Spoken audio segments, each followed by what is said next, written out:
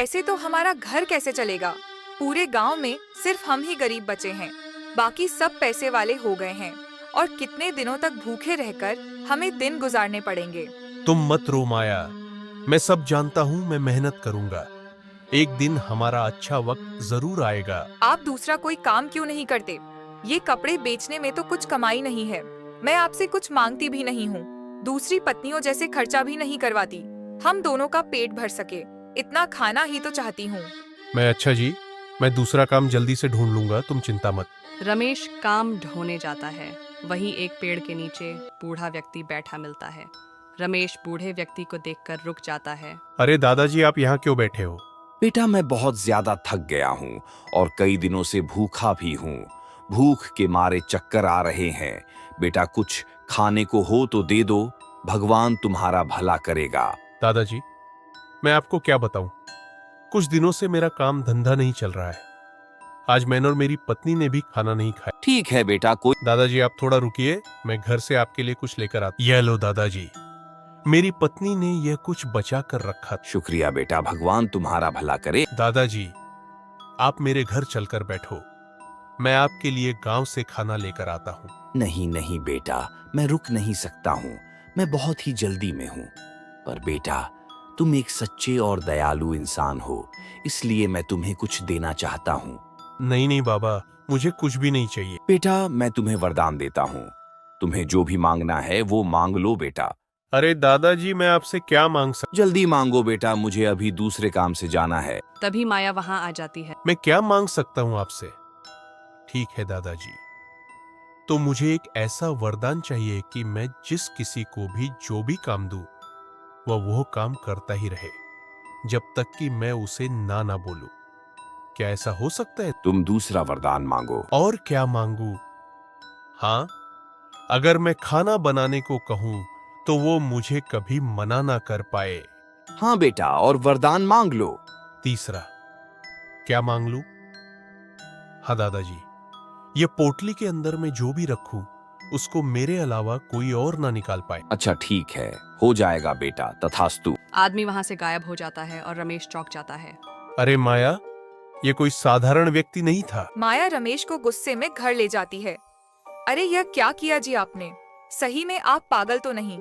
खुद के लिए ना सही, मेरे लिए तो सोचा होता, मुंह में आए निवाले को फेंक दिया।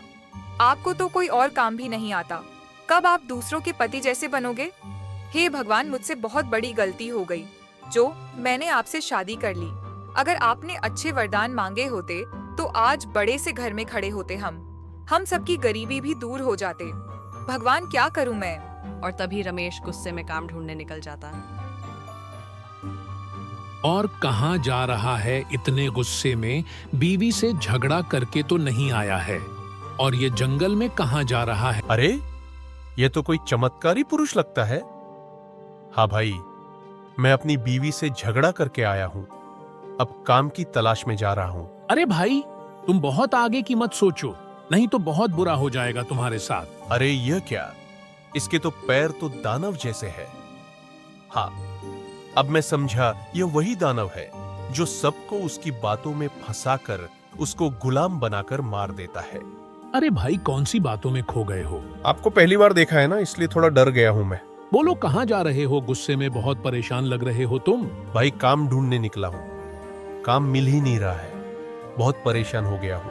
हम इसकी मजबूरी का फायदा उठा के इसे फंसा लेता हूँ। इतनी सी बात, तुम मेरे साथ ही काम कर लो, मैं तुम्हें ढेर सारा पैसा दूंगा। अरे अरे यार, यह शैतान तो मुझे उसके चंगुल में फंसाना चाहता है।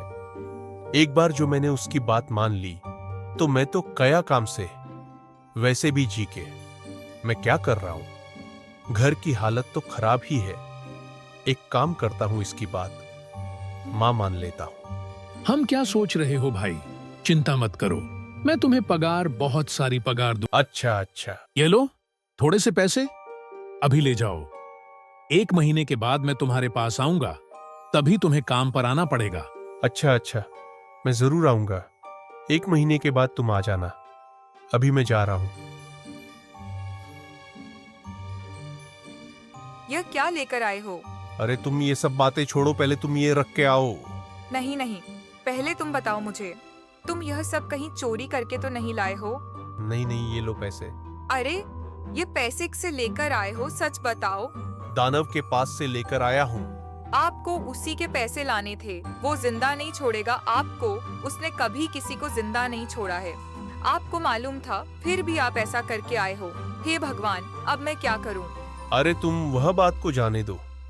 अभी 1 महीना है, मेरे पास खूब मजा करेंगे। वो सब बाद में देख लेंगे।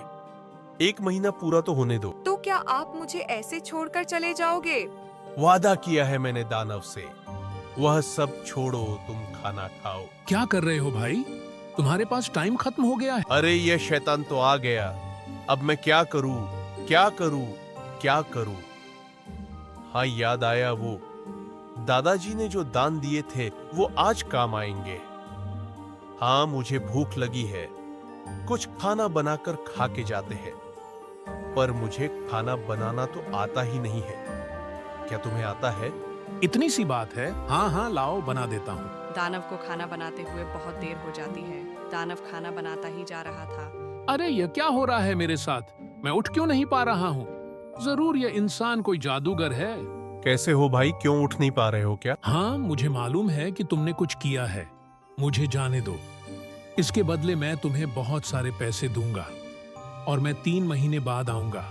तो फिर लाओ पैसे और 3 महीने के बाद ही आना। अजी तुम आ गई। ये लो पैसे और इसे रख दो। अरे दानव, वह आया था ना मुझे लेने, लेकिन मैंने भी उसे दादाजी के दिए हुए वरदान से फंसा लिया था। मैंने उसे छोड़ने के लिए पैसे लिए हैं और अब वह 3 महीने के बाद आएगा मुझे लेने। अरे तो वह वापस आपको लेने आएगा। चिंता ना करो माया, वह सब बाद में देख लेंगे। जाओ, मेरे लिए पानी लेकर आओ। 3 महीने बाद रमेश घर के खटिया पर सोया हुआ था। तभी वहाँ पर दानव आ जाता है। सो रहे हो? चलो, हमें जाना होगा। अरे अब मैं क्या करूं, ये तो फिर से आ गया। अब इससे कैसे बचूं मैं? हाँ, याद आया, अभी तो वरदान बाकी है ना दादाजी के। क्या सोचे जा रहा है? चलो मेरे साथ। अरे तुम इतनी दूर से आए हो, थक गए होगे। लो, यहाँ आराम करो, मैं तुम्हारे लिए पानी लेके आता हूँ। हाँ ठीक है, जल्दी आना। आज इसका ध्यान रखना पड़ेगा। ये मुझे बहुत बड़ा जादूगर लगता है। दानव खटिया में आराम से सो रहा था और आराम करते हुए बहुत टाइम हो जाता है। अरे भाई, मैं उठ क्यों नहीं पा रहा हूँ? लगता है आज फिर से इसकी बातों में आ गई हूँ। अब मैं क्या करूँ? और तभी वहाँ पर रमेश आ जाता है। क्या हुआ भाई, उठ नहीं पा रहे हो क्या?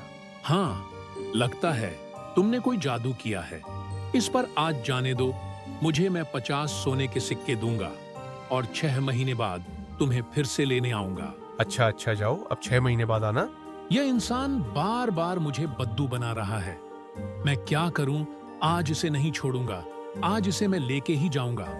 इस बार मैं एक सोने की अंगूठी बन जाता हूं। यह लालची इंसान मुझे उसके साथ ही ले जाएगा।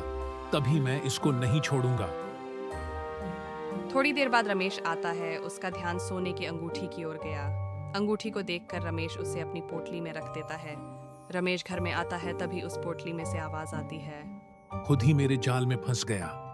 अब कैसे बच पाएगा तू? अरे ये तो दानव है। फिर रमेश हंसने लगा। अरे मूर्ख दानव, मैं तुझे उसी दिन जान गया था कि तू इंसान नहीं दानव है, और तू खुद मेरी पोटली में आ गया। ये पोटली में मैं जो भी चीज डालूं वो मेरी इजाजत के बिना बाहर नहीं आ सकती। तुम तो बुरे फंस गए हो दानव भाई, बुरे फंस गए हो। अरे अब मैं तुम्हें नहीं आऊंगा लेने, और मैं तुम्हें जितना धन चाहिए उतना दूंगा। मुझे जाने दो। मुझे माफ करो मेरे भाई। रमेश उस थैली को नदी में फेंक देता है और उसके बाद दोनों पति पत्नी खुशी से रहने लगते हैं।